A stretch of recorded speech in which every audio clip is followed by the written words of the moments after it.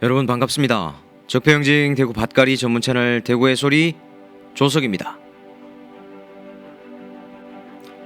이명박근혜 사면으로 국민 통합 안 되는 세 가지 이유.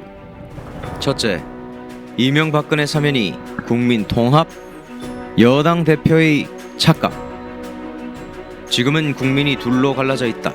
국민 통합을 위해 이명박, 박근혜 전 대통령 사면을 문재인 대통령에게 건의하겠다.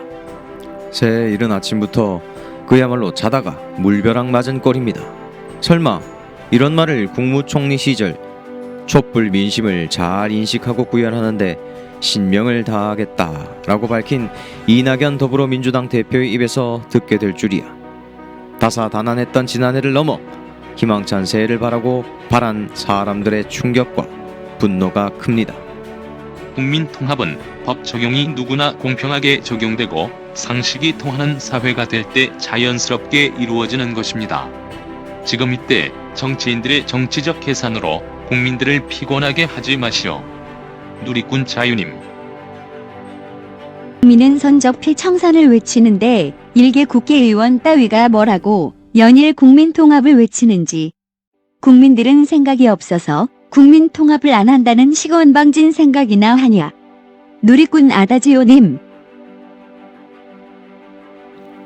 사면론을 다룬 인터넷 포털 기사, 이낙연 대표의 페이스북, 사면에 힘을 실어준 민주당 의원들의 페이스북에 위처럼 수백 수천 개가 넘는 댓글이 달렸습니다. 이낙연 대표를 향해 대표 사퇴, 지지 철회를 외치는 민심이 무척 드높습니다. 지지자들의 마음이 획 돌아선 마당에 국민 통합이 어떻게 가능할까? 앞서 누리꾼이 지적했듯이 사면론은 통합은커녕 국민을 피곤하게 만들고 있는 듯합니다. 무엇보다 국정농단과 세월호 참사의 주범 박근혜를 끌어내린 건 추운 겨울날 광장에선 수많은 촛불 시민들입니다. 촛불 여론을 무시하고 사면 건의 운운한 이낙연 대표를 향한 배신감이 큰 까닭입니다. 지난 4일 청년 대학생들은 이명박근혜 사면 완전 철회를 촉구하며 민주당 중앙당사를 찾아 이낙연 대표와의 면담을 요청했습니다. 학생들은 중앙당사 안에서 3박 4일 동안 이낙연 대표가 면담 요청을 받아들일 때까지 기다렸습니다. 그러나 이낙연 대표는 면담을 요청한 청년 대학생들 앞에 끝내 얼굴을 비치지 않았습니다. 강조하건대 국민 통합은 이명박근혜로 대표되는 적폐 세력을 용서, 타협한다고 해서 이루어지는 게 아닙니다. 적폐와의 용서, 타협이 어떻게 국민 통합을 불가능하게 하는지는 과거 사례를 봐도 알 수 있습니다. 둘, 끝없는 5.18 모독. 전두환 사면의 당연한 결과. 이명박근혜 사면은 전두환 노태우 사면과 자주 비교되곤 합니다. 지난 1997년 전두환 노태우 사면에 따른 악영향을 알아보겠습니다. 정치 보복을 하지 않겠다. 지난 1997년 15대 대선에서 당선된 김대중 당선자는 다음과 같이 밝혔습니다. 반란죄 혐의 등으로 각각 무기징역과 17년형을 최종 선고받은 전두환과 노태우는 특별 사면됐습니다. 두 사람이 감옥에 갇힌 지 2년여 만이었습니다. 그런데 전두환이 사면된 순간 국민 여론이 반으로 갈라졌음이 드러났습니다. 전두환, 노태우가 죽인 의문사 진상 규명, 산자여 따르라. 전두환이 사면되던 날 안양교도소 앞, 가족이 전두환 정권에게 죽임당한 유가족들이 부르짖은 말입니다. 어떤 이는 화를 이기지 못한 나머지 전두환을 보호하는 정경의 방패에 머리를 그대로 들이받아 피를 철철 흘렸습니다. 반면 전두환은 항의를 무시하며 연희동 자택으로 향했고, 전두환을 기다리고 있던 재경 대구 경북도민회가 대통합 대화합이라고 적힌 현수막을 들며 전두환을 반겼습니다. 이처럼 전두환 사면은 용서와 화해라는 김대중 대통령의 의도와는 다르게 국민을 분열시킨 모양새가 되었습니다. 그리고 20여 년이 지난 오늘 우리는 전두환을 철저히 단죄하지 못한 대가를 너무나 톡톡하고 혹독하게 치르고 있습니다. 무엇보다 극우 세력과 태극기 모독 부대를 중심으로 5.18 모독이 끊이지 않는 상황입니다. 정부가 5.18 희생자들을 공식 인정하고 기리지만 전두환 신군부에게 목숨을 걸고 맞선 광주 시민들을 폭도로 몰아세우는 가짜뉴스도 여전합니다. 지난 2017년 출간된 전두환 회고록에는 다음과 같이 전두환이 5.18 학살의 책임을 완전히 부정하는 내용이 나옵니다. 나에게 가해져온 모든 악담과 증오, 저주의 목소리는 주로 광주 사태에서 기인한 것으로 생각된다. 광주에서 양민에 대한 국군의 의도적이고 무차별적인 살상 행위는 일어나지 않았고 무엇보다도 발포 명령이란 것은 아예 존재하지도 않았다는 것으로 밝혀졌다.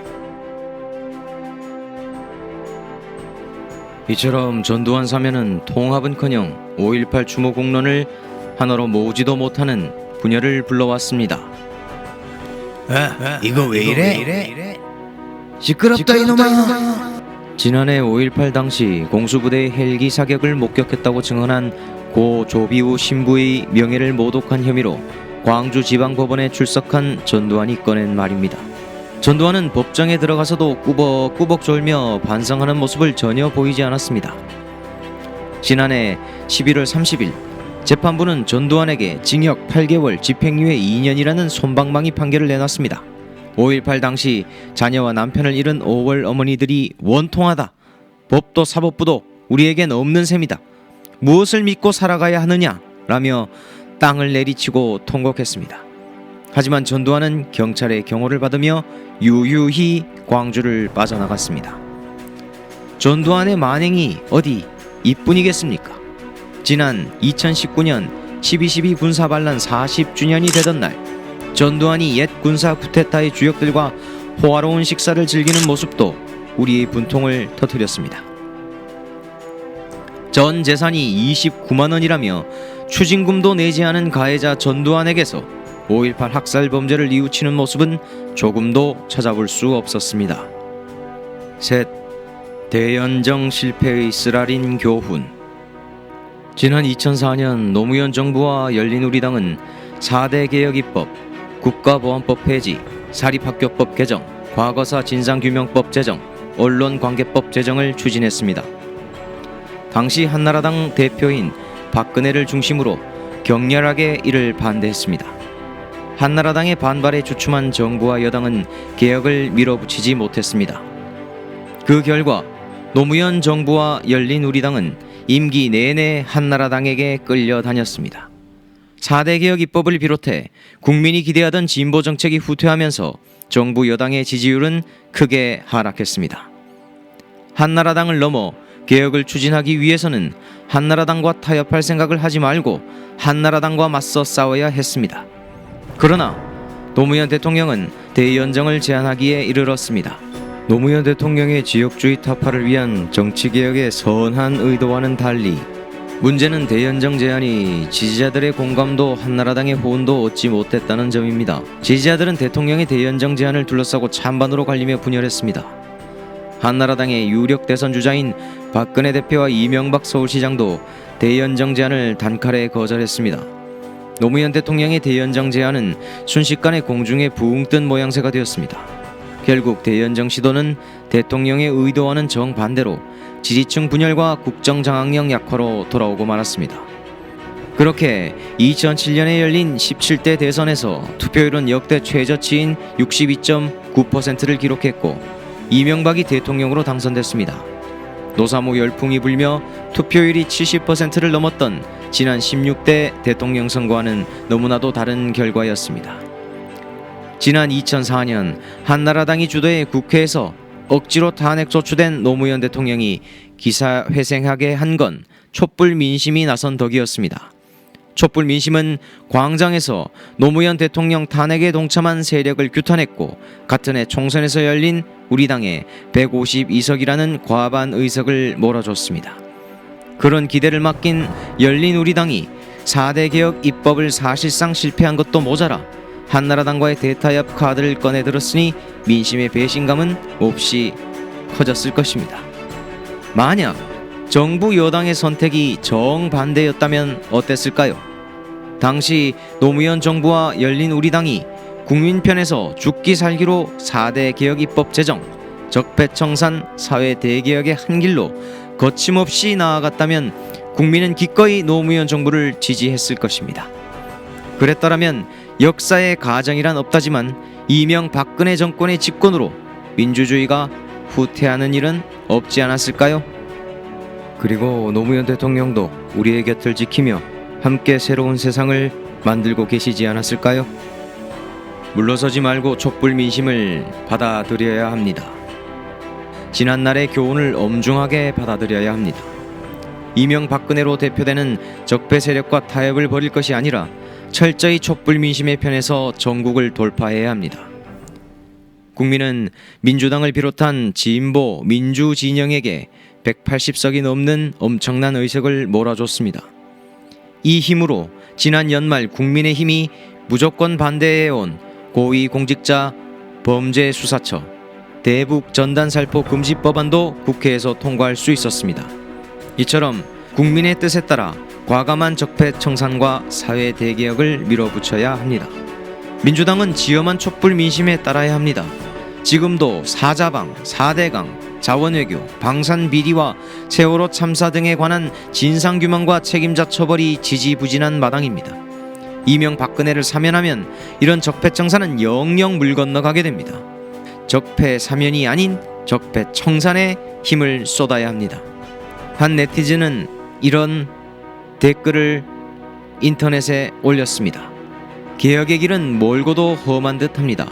수십 년 전 또는 최근까지 민주화 운동으로 목숨을 잃고 삶을 통째로 빼앗긴 분들과 아직도 개혁을 위해 고군분투하는 많은 시민들은 적당히 타협하는 정치인들 때문에 끝이 보이지 않아 개고생 중입니다. 민심은 하늘이란 말이 있습니다. 촛불 시민들의 간절한 바람인 철저한 적폐청산과 사회 대개혁이야말로 국민 통합을 위한 열쇠입니다.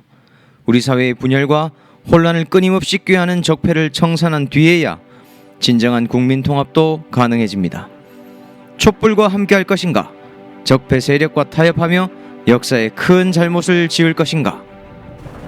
민주개혁 정치인들은 촛불의 편에 설 것을 결정하고 시급히 행동에 나서야 합니다.